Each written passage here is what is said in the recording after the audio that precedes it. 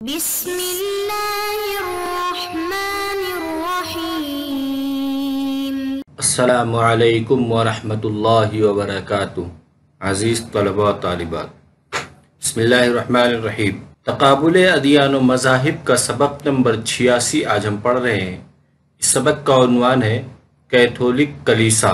آج کے اس سبق میں ہم یہ سمجھیں گے کہ کیتھولک کلیسا کی تاریخ کیا ہے، کیتھولک کلیسا کیا ہے اور اس کے عقائد کیا ہیں، یعنی اس کی تفصیل جانیں گے ہم کہ کیتھولک کلیسا کا وجود کیسے ہوا، کیا اس کے عقائد ہیں۔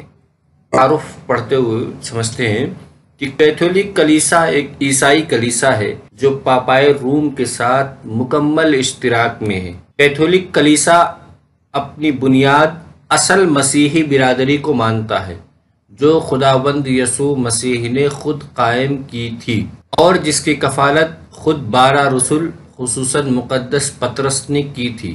کیتھولک کلیسا تمام مسیحی کلیساؤں میں سب سے بڑی کلیسا ہے جو تمام مسیحیوں میں سے تقریباً نصف کی نمائندگی کرتی ہے۔ یہ دنیا کی سب سے منظم مذہبی اکائی ہے۔ کیتھولک کلیسا یہ روم کا کلیسا ہے۔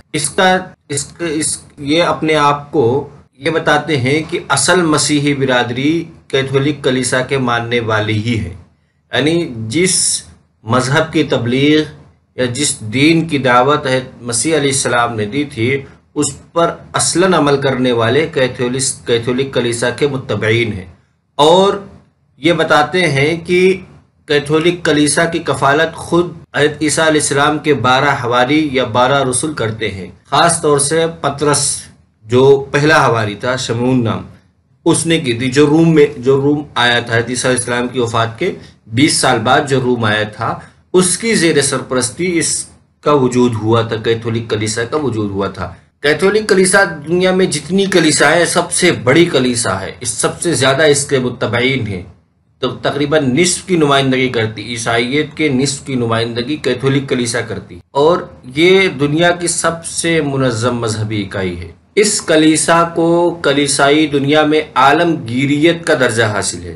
یہ کلیسا غربی یا لاطینی کلیسا اور 22 خود مختار شرقی کیتھولک کلیساؤں پر مشتمل ہے۔ یہ تمام پاپائے روم بشمول کلیہ اسقفان کو اپنا حتمی دینی فیصل مانتے ہیں۔ تاریخ: کیتھولک کلیسا اپنا تاریخی سلسلہ 12 رسول اور مسیح یسوع تک جوڑتی ہے۔ یہ اسقفوں یعنی بشپوں اور پاپائے اعظم کو پطرس رسول کا جانشین تصور کرتی ہے۔ کیتھولک کلیسا کی اصطلاح کا سب سے پہلا استعمال انطاکیہ کے اگنیشیس نے کیا تھا۔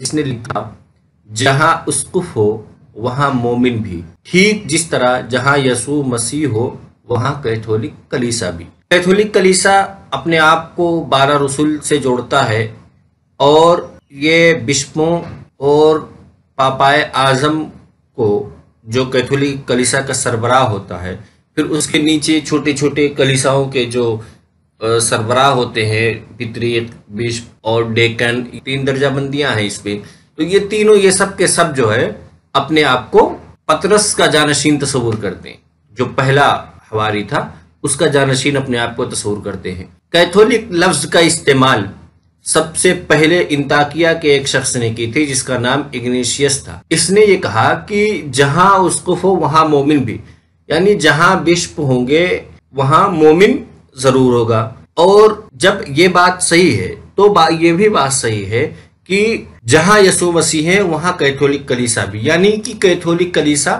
ہر جگہ ہے۔ کیتھولک کلیسا کی عظمت کو اس نے بیان کرتے ہوئے کہا، کیونکہ ان کے عقیدے کے مطابق حضرت عیسیٰ علیہ السلام خدا ہے تو وہ ہر جگہ ہیں، اس طریقے سے کیتھولک کلیسا بھی ہر جگہ ہے۔ مسیحی فرقہ جو روم میں مقیم پوپ کو انتہائی تقدس کا حقدار خیال کرتا ہے، اس کلیسا کے متبعین اب مستقل ایک فرقے کے طور پر جانے جاتے ہیں۔ یہ مسیحیوں کا سب سے بڑا فرقہ ہے، جن میں اکثر اٹلی، ہسپانیہ، فرانس، پولینڈ، ہنگری، جنوبی امریکہ وغیرہ میں آباد ہے۔ اس کے سربراہ کو پوپ جو کہا جاتا ہے یہ روم میں ہے۔ کیتھولک کلیسا کا اصل جو ہے یہ روم میں ہے، اصل مرکز۔ تو مسیحی فرقے کے لوگ سب سے پوپ کو انتہائی تقدس کا درجہ دیتے ہیں، اور وہ پوپ جو روم میں رہتا اس کو انتہائی تقدس کا درجہ دیتے ہیں، اور اب موجودہ دور میں یہ ایک مستقل فرقے کے طور پہ جانا ہے، کیتھولک فرقہ یا کیتھولک کلیسا کے نام پہ بھی اس کو تعبیر کر لیتے ہیں کہ کیتھولک کلیسا سے مراد ایک کیتھولک فرقہ مانا جاتا ہے۔ یہ سب سے بڑا فرقہ ہے اور اس کے متبعین زیادہ تر اٹلی، ہسپانیہ، فرانس، پولینڈ، ہنگری، جنوبی امریکہ، ان علاقوں میں زیادہ پائے جاتے ہیں۔ اس فرقے کے اہم عقائد درج ذیل ہیں۔ نمبر 1، روح القدس کا اقنوم باپ اور بیٹے دونوں سے نکلا ہے۔ نمبر 2، عقیدہ تثلیث میں باپ، بیٹے اور روح القدس کی اہمیت بالکل برابر ہے۔ نمبر 3، ان کے نزدیک اسی دنیا میں ایک ایسی جگہ ہے جہاں گنہگار روح اپنے گناہوں کی سزا پا کر جنت سماوی کی مستحق ہوتی ہے۔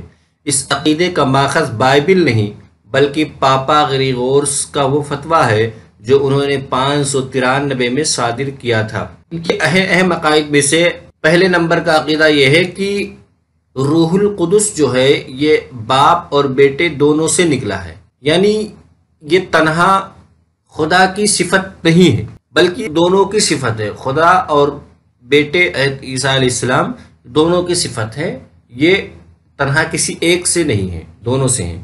اور دوسرا عقیدہ یہ ہے کہ عقیدے تثلیث میں جو 3 جز ہیں یہ تینوں کی اہمیت بالکل برابر ہے، یعنی جتنی اہمیت ان کے نزدیک باپ کی ہے اتنی اہمیت بیٹے کی ہے اور اتنی ہی اہمیت روح القدس کی ہے، جو اگرچہ ایک دوسرے سے نکلے ہیں کہ حضرت اللہ تبارک و تعالیٰ کے ذات سے حضرت عیسیٰ علیہ السلام صفت کلام کے طور پہ نکلے، اور پھر روح القدس نکلے صفت محبت کے طور پر۔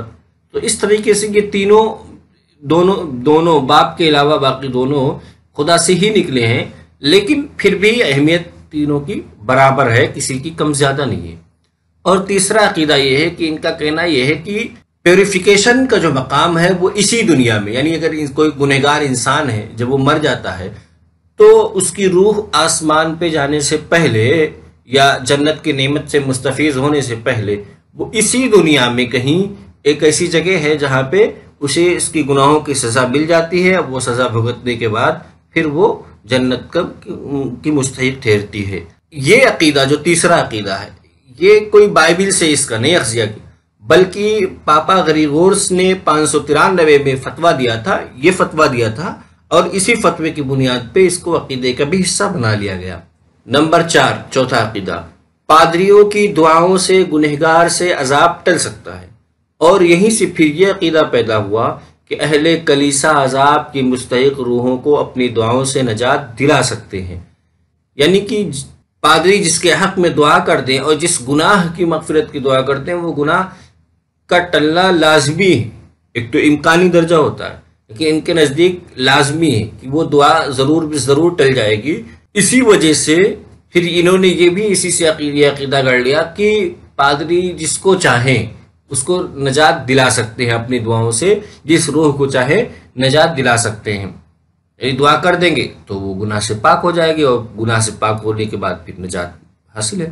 5واں عقیدہ، گناہوں کے اعتراف کا عقیدہ، یعنی گنہگار انسان پادری کے سامنے اپنے گناہوں پر اظہار ندامت اور آئندہ ان گناہوں کے ارتکاب نہ کرنے کا وعدہ کرتا ہے، جسے پادری قبول کر کے اس کے حق میں دعا کرتا ہے اور اس کی مغفرت کا پروانہ عطا کرتا ہے۔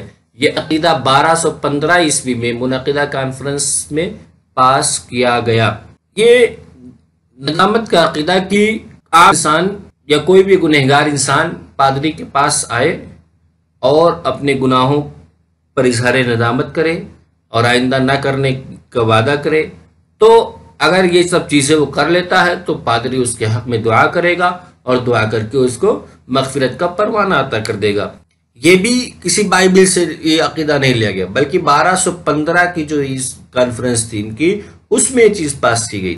نمبر 6، عشائے ربانی اور بپتسمہ کی مشروعیت پر یقین، رسم کو بھی انہوں نے کا حصہ بنا لیا۔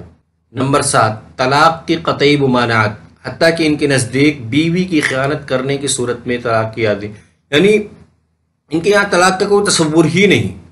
اگر آدمی بیوی کو غلط کام کرتے ہوئے دیکھ لے تو بھی وہ طلاق نہیں دے سکتا۔